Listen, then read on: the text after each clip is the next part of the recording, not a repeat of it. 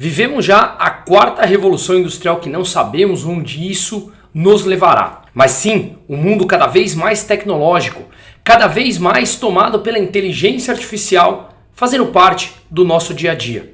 Mas aqui no Brasil, continuamos com ideias retrógradas, primitivas e mais. Uma ditadura completamente em alto funcionamento. Se continuarmos nesse caminho, sem dúvida, teremos consequências econômicas severas no médio e no longo prazo. Mas no meio disso tudo, aparecem coisas que sim, dão algum tipo de esperança. Vamos entender.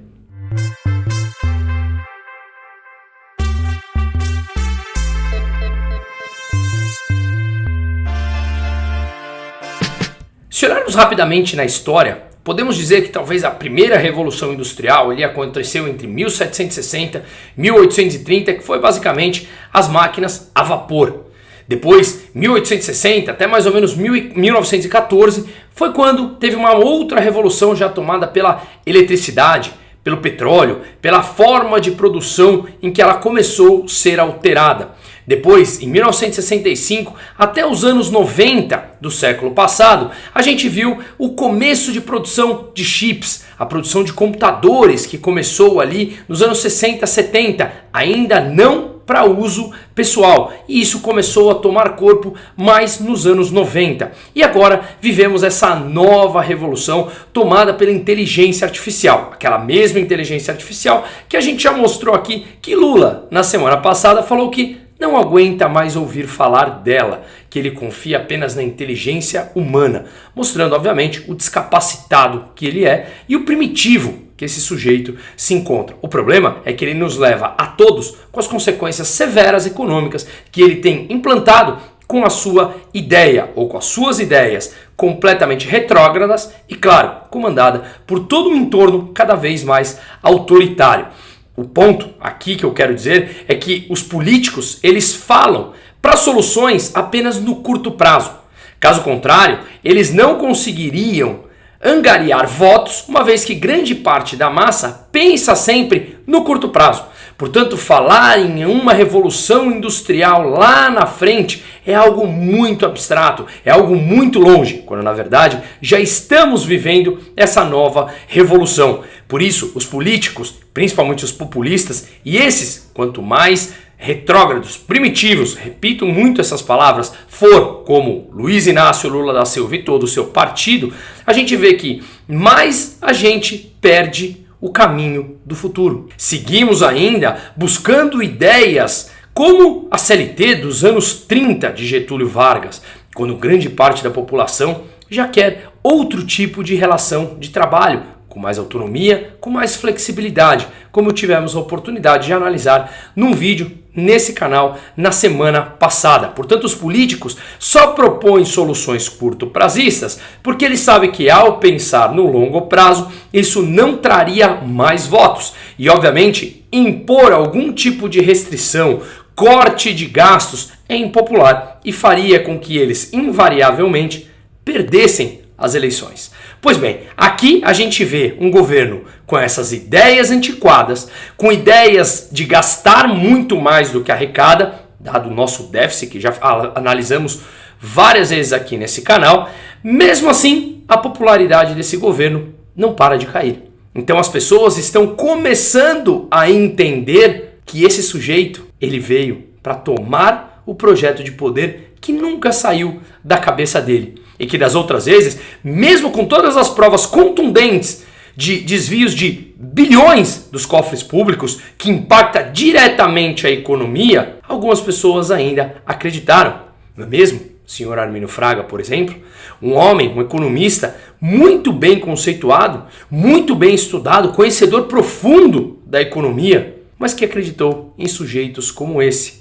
Pois bem, o que eles precisam era cortar gastos, fazer o necessário para que o Brasil entrasse numa rota de aumento de produtividade, investir em inovação, em tecnologia, em educação. Mas não, a gente só pensa em regulamentar, aumentar impostos para conseguir financiar os altos e imparáveis gastos públicos. Obviamente assim eles conseguem, mesmo que num curto ou médio prazo, se manter no poder comprando votos através de distribuição de bolsas misérias, quando, veja, grande parte da população brasileira tem sim um espírito mais empreendedor. E quando eles se deparam com o aumento de produtividade e a sua vida melhorando, eles não mais querem esse tipo de discurso. Tanto é que Lula vem caindo em popularidade a cada mês que passe.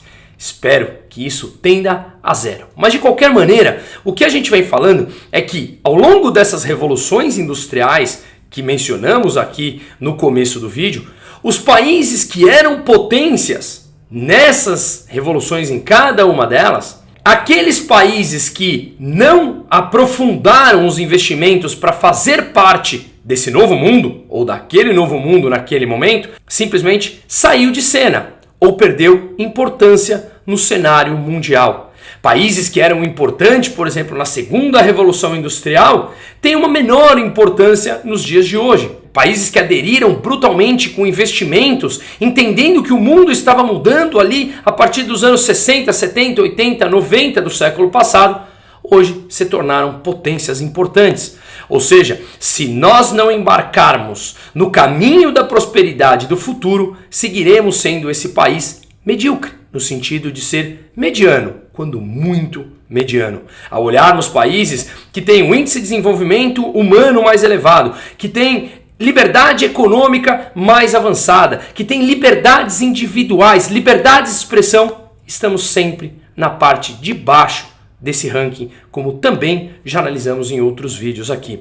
O problema de hoje é que grande parte da população está exposta a um discurso vazio dos políticos. Discurso de aumento de impostos para financiar a tal justiça social, que nem é social e nem é justa. Discursos de aumento de gastos públicos para financiar uma saúde e educação que está sempre medíocre. E nos acostumamos com aquilo que é médio para baixo. Em que ponto de nossas vidas fomos ensinados a aceitar o que é mediano e não aceitamos ouvir novas propostas? Ora, tentemos o novo. Se não der certo, voltemos para o que já está errado. O que acham disso? Pois bem, Lula continua querendo andar para trás com todo o seu entorno autoritário, tirando cada vez mais as nossas liberdades individuais e que em algum momento isso pode e deve afugentar o capital de investimento de longo prazo.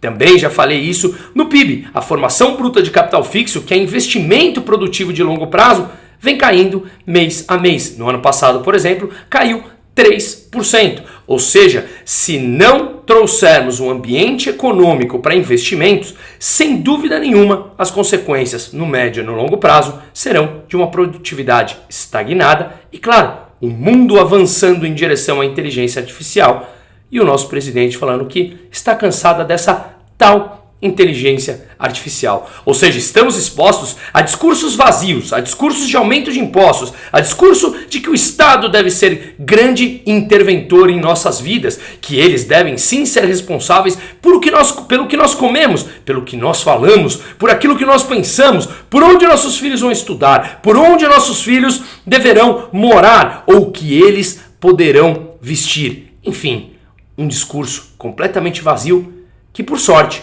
começa a cair em desuso. Ainda há um trabalho muito grande adiante, mas sim, temos aqui possibilidades com a informação, que sim, também nos estão tirando, de recuperarmos as nossas vidas, sermos protagonistas e não coadjuvantes. Senão, obviamente, a economia continua indo para o buraco e mais cedo ou mais tarde seremos mais e mais dependentes do dinheiro público, ou seja, do dinheiro de todos, desviados por uma classe de burocratas de plantão, de burocratas que lá estão comandando, utilizando o dinheiro público, os órgãos públicos, as instituições públicas a seu bel prazer. Pois bem, chegou o momento de recuperarmos as nossas vidas e eu acredito que temos alguns sinais que nos mostram isso. Percebermos que há pessoas que já não mais acreditam nessa tal intervenção ou simplesmente não querem.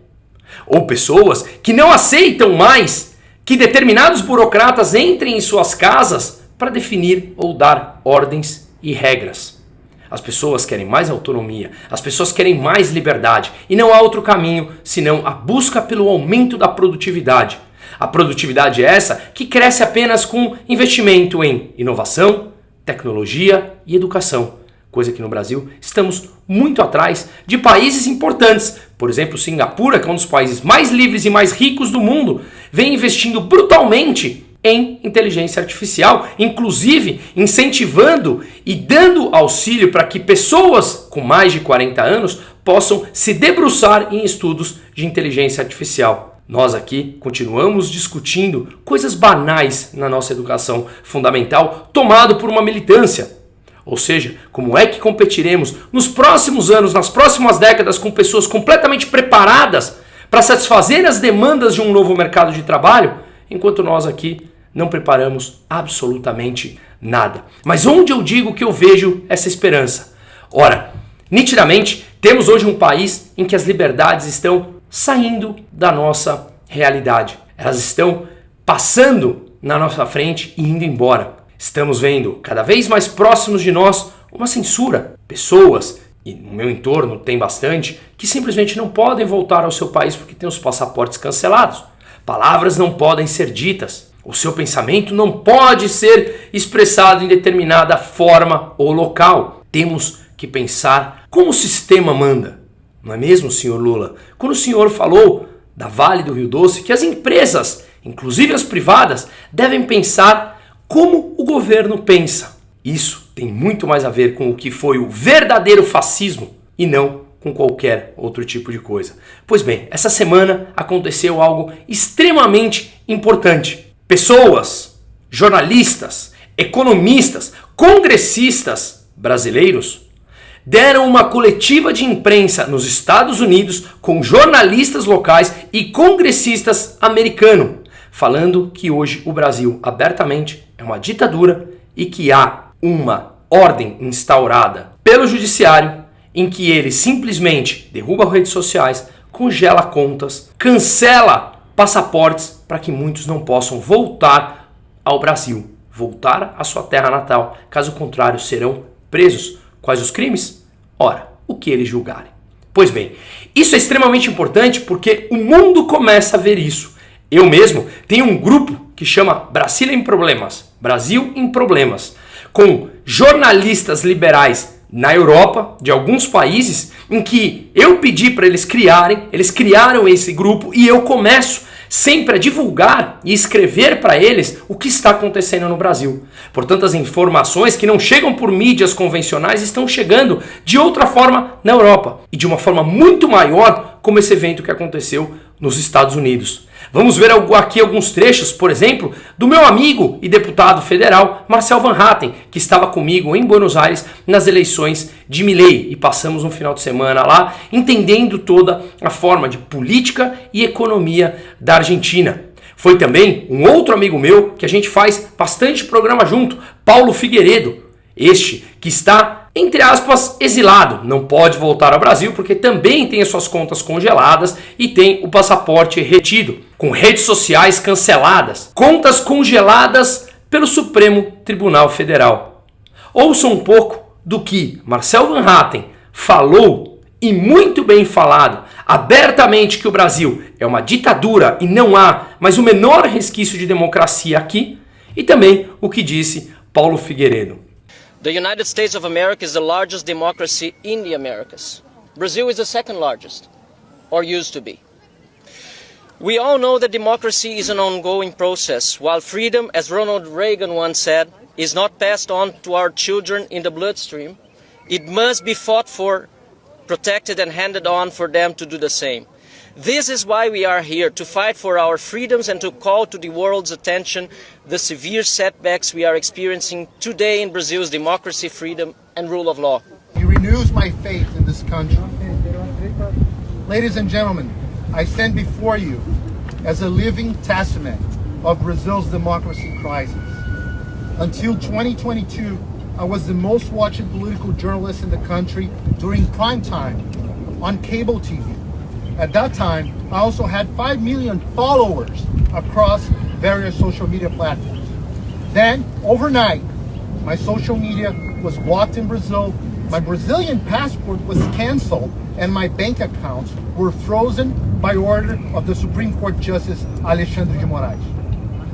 10 days later, under Lula da Silva, the Brazilian Department of Justice launched an investigation against the network I worked for, Jovem Pan, whom you all know, which then fired all the conservative commentators, including my colleagues Marco Antônio Costa and Gerson Gomes, who are actually here. Fiz questão de mandar uma mensagem para cada um deles enaltecendo a admiração que eu tenho por essas ações que eles estão fazendo. Gustavo Gaia, André Fernandes também estiveram por lá falando e mostrando ao mundo que o Brasil hoje é uma ditadura. André Fernandes, vamos lembrar que ele teve a maior votação em 2022 no estado do Ceará. Portanto, estamos falando de pessoas importantes. Como muito bem disse Paulo Figueiredo, ele era um dos jornalistas mais ouvidos em horário nobre quando estava na Jovem Pan. Ou seja, são pessoas de extrema relevância e confiança, mostrando ao mundo que, independente da sua ideologia, hoje, no Brasil, vivemos um cenário ditatorial. E mais, isso surtiu resultados. O presidente da Comissão de Direitos Humanos, Chris Smith, afirmou que o Brasil tem sido alvo de graves violações. Abre aspas para o que ele falou. O que vejo no Brasil hoje, principalmente em investigações de Alexandre de Moraes, é chamado de governar pela lei, que é o oposto do Estado de Direito. Escute Chris Smith. An international organization, the Foreign Affairs Committee. I represent a district in New Jersey. I'm now currently serving in my 44th year as a member of Congress and focus very, very aggressively on human rights abuse around the world. I'm the author of many human rights laws, including the Trafficking Victims Protection Act of 2000 and 4 subsequent anti-human trafficking laws, as well as... Também não paramos por aí.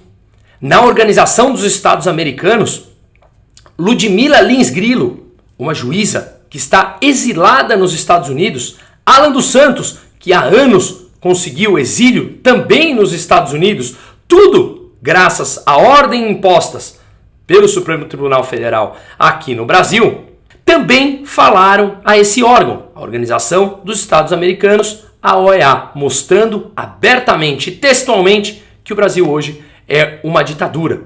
A Ludmila Lins Grillo, ela deu uma entrevista a Sérgio Tavares, o jornalista português que foi retido aqui em Guarulhos, no aeroporto, no dia das manifestações na Paulista, que obviamente nós estávamos lá. Portanto, Ludmila Lins Grillo falou que as contas bancárias delas estão congeladas e que ela está exilada desde 3 de janeiro nos Estados Unidos.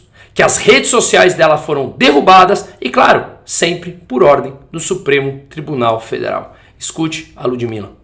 As minhas contas bancárias foram retidas esse ano, logo após o anúncio do meu exílio.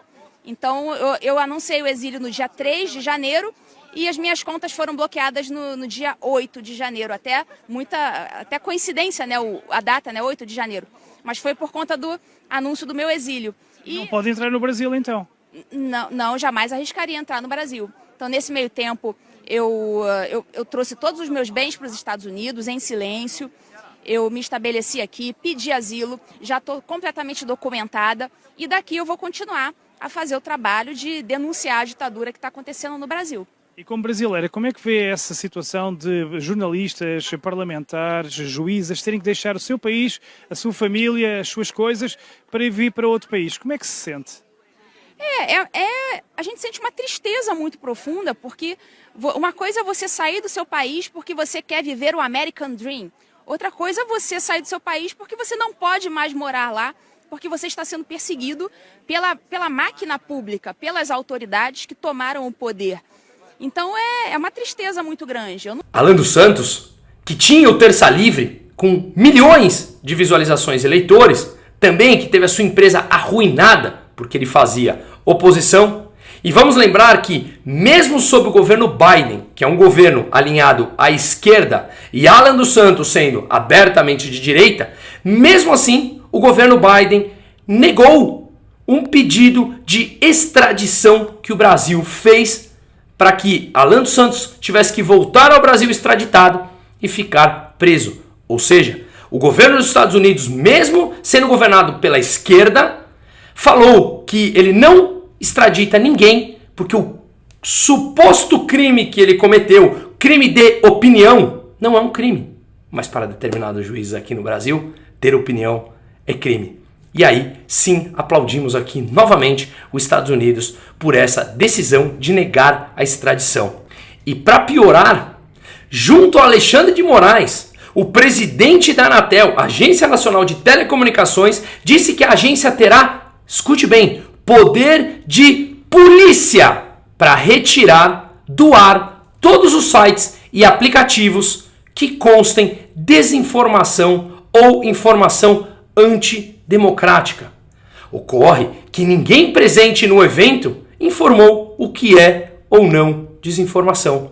Assistam aqui um pedaço desse vídeo e reparem na cara do Alexandre de Moraes ao fundo e na cara do presidente da Anatel, falando um absurdo desse. Uma agência nacional de telecomunicações, financiadas por nós, pagadores de impostos, tendo agora poder de polícia para tirar do ar aquilo que eles julgam desinformação. O nosso dinheiro sustentando algo que eles chamam de democracia e que não tem nada a ver com democracia. Primeiro gostaria de saudar, na pessoa do presidente do Tribunal Superior Eleitoral, o ministro Alexandre de Moraes, todos os presentes, e na pessoa da vice-presidente do TSE, ministra Carmen Lúcia, todas as mulheres presentes. Dizer que é uma grande satisfação estarmos aqui, e o nosso objetivo, enquanto Agência Nacional de Telecomunicações, junto aqui com os nossos servidores presentes, o nosso conselheiro Vicente Aquino, nosso vice-presidente, conselheiro Alexandre Freire, é reiterar a defesa intransigente da Anatel com a democracia e com o enfrentamento à desinformação.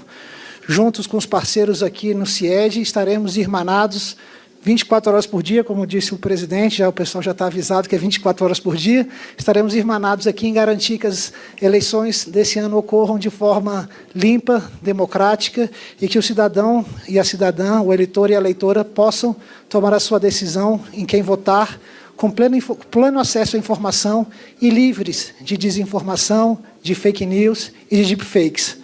Ministro, eu gostaria de dizer a todos e à Justiça Eleitoral que a Anatel irá usar na plenitude do seu poder de polícia junto às empresas de telecomunicações para retirar do ar todos os sites e aplicativos que estejam atentando contra a nossa democracia por meio da desinformação desinformação e do uso de inteligência artificial para deepfakes. Então, conte com nossa dedicação, com o nosso empenho para garantir eleições justas, não só em 2024, mas em todas as próximas eleições. Muito obrigado.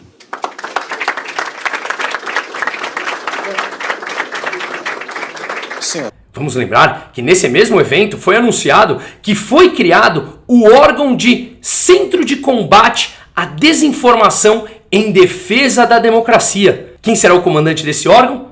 Sempre ele, Alexandre de Moraes. Ele mesmo que vai dizer o que é desinformação e o que não é desinformação. Não é tudo muito bonito?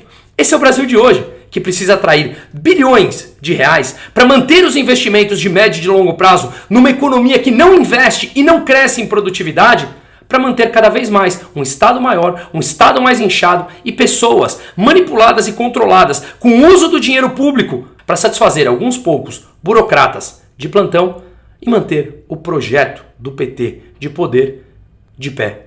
E segundo o site Conexão Política, apenas em 2023 foram mais de 800 milhões de reais que sites, jornais, TVs e blogs que apoiam o governo abertamente de esquerda receberam verba publicitária do governo Lula.